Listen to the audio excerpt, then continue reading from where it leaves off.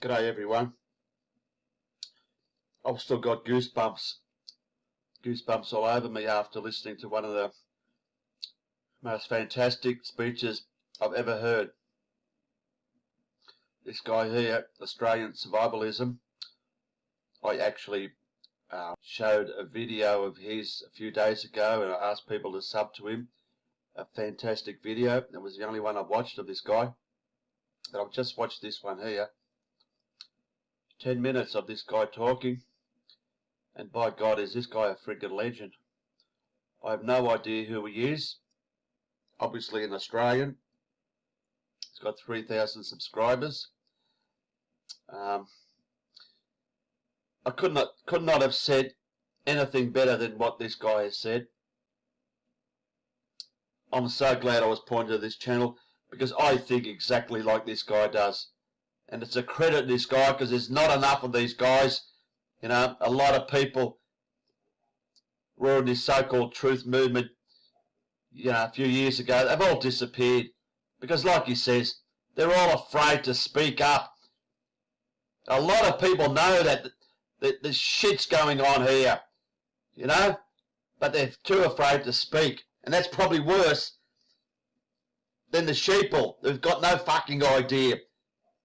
Like he says, you know, if they turn the grid off, the electricity, 1 day, 2 days, 3 days, a week, we are fucked. We are completely fucked, and they can do that. They can do that anytime they want, you know.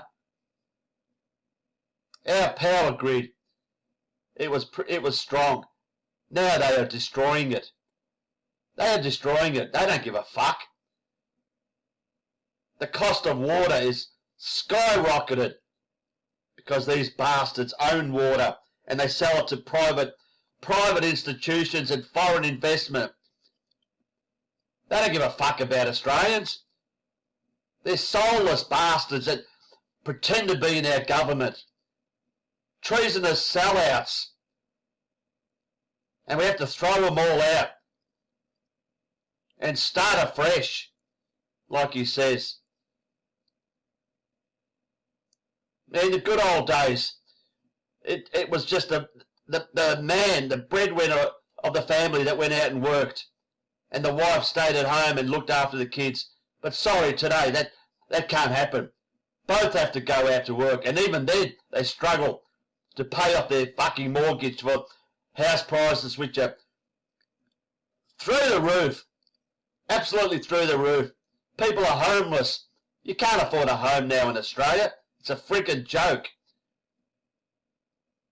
And yes, now, both parents are out working while the kiddies are just shoved off to daycare centres at, you know, extraordinary cost.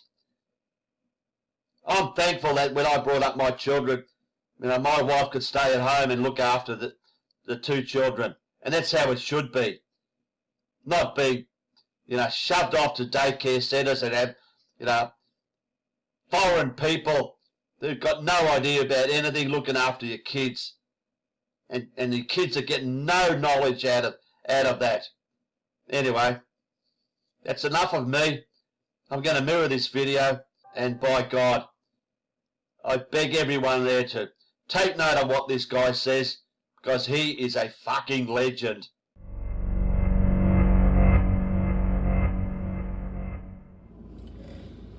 Hi guys and girls, Clay from Australian Survivalism here. I'm going to talk to you today about Australians having their heads buried in the sand. Australia is one of the most urbanised countries in the world. Statistics estimate that around 40% of Australians live in just 2 cities, Sydney and Melbourne, while 89% live in the country's other 18 cities of 100,000 people or more. 89% live in cities. Let that sink in. Most individuals raised in these urban environments couldn't hunt, forage or grow food to save their lives. They're totally dependent on this just-in-time delivery system that's in place to stock our supermarkets on a daily basis. What if that system were to fail? For whatever reason. What could possibly be the necessity for Australians to know how to hunt, forage, and grow their own food? With that in mind, have you ever really thought about where your food may come from? And if for whatever reason the trucks stop rolling, if Woolies and Coles weren't being restocked, what would happen to our society? Have you thought about what you might do if the power went out for an extended period of time? After all, there hasn't been any investment into power infrastructure. Australia would need to shut 12 of its coal-fired power stations by 2030 in order to do what the Environmental Panel on Climate Change, the IPCC, says is necessary to avoid catastrophic effects of climate change. Now, where does that leave Australians? What do they expect us to do about power if they want us to close over 50% of our power plants? Or do they just not want us to have power? What's the agenda? We already have an overstretched power grid. Have you ever sat down and seriously thought about the everyday appliances that rely on electricity? What if we were to go without power for days, weeks, months, years, for whatever reason? I can assure you that the reasons for us having to endure such a calamity are numerous and real. Here in Australia, over the last decade, we've seen food prices rise dramatically. For the middle class, we've experienced longer working hours, whilst disposable incomes are reduced. Due to the ever-increasing cost of living, and at the same time household incomes remain stagnant. People are feeling ever more under pressure. Now, most Australians are blissfully unaware of the fragility of our society that's built upon a house of cards. Australians are spending most of their time watching mind-numbing TV shows or discussing the footy or the cricket. No one seems to be taking notice of the slow erosion of our standard of living and the ever-increasing difficulty to make ends meet, and the ever-growing disparity between rich and poor. Why do monstrosities of corporations pay no tax in this country, whilst the lowest paid workers pay the most tax? And most Australians never even ask why.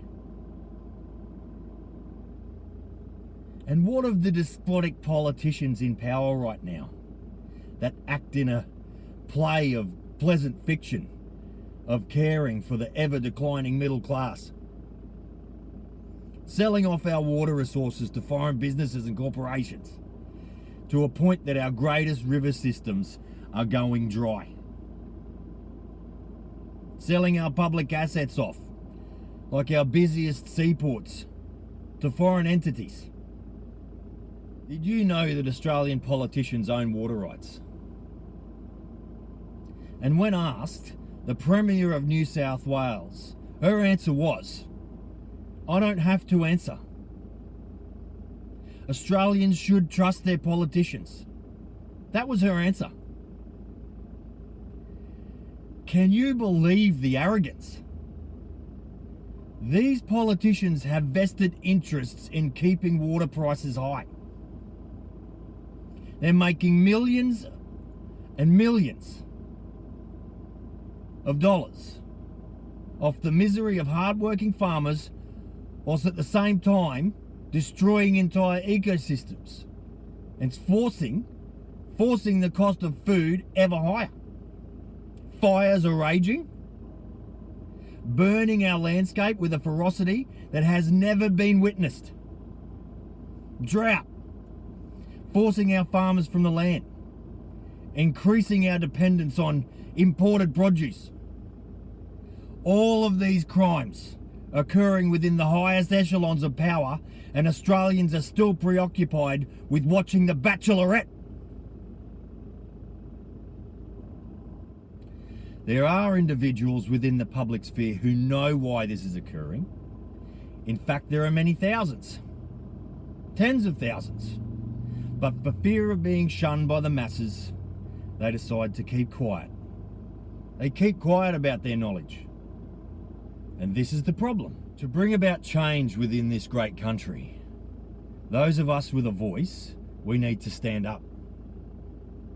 We need to make a stand and shout our message to wake the sleeping masses, to make them aware of what's happening in our country, indeed in the world, of the agenda of the ruling elite to which we are currently subservient. We are the 99%. We're the 99% of the world that holds up the 1%. We are the foundations. We are the people. We are the power in this nation and the world, not the 1% that continuously reap the rewards of our labour, amassing unimaginable financial gain from our toiling. To understand who's to blame for this awful predicament we find ourselves in, one only needs to look into the mirror. Our silence is deemed consent by the crooked powers that be. Our silence is symbolic of the road that we have paved, enabling these despots to drive headlong on a crash course straight into our freedom. When are we going to stand up and shout, enough is enough? Because if we don't stand up now, what's the outcome for our children? What sort of future are we allowing to be created for our children by those masquerading as our leaders? What will we tell them when there's nothing left for them? Because we allowed these so-called leaders to rob them of their future so that these pricks can line their pockets with the money that is meant for this country's future. So if you see, and if you feel, as I do, then organise, agitate, bring together those of the same mind. And if you're afraid of being arrested for protesting in the street, then these despots have already won. And you've given up before our fight has even begun.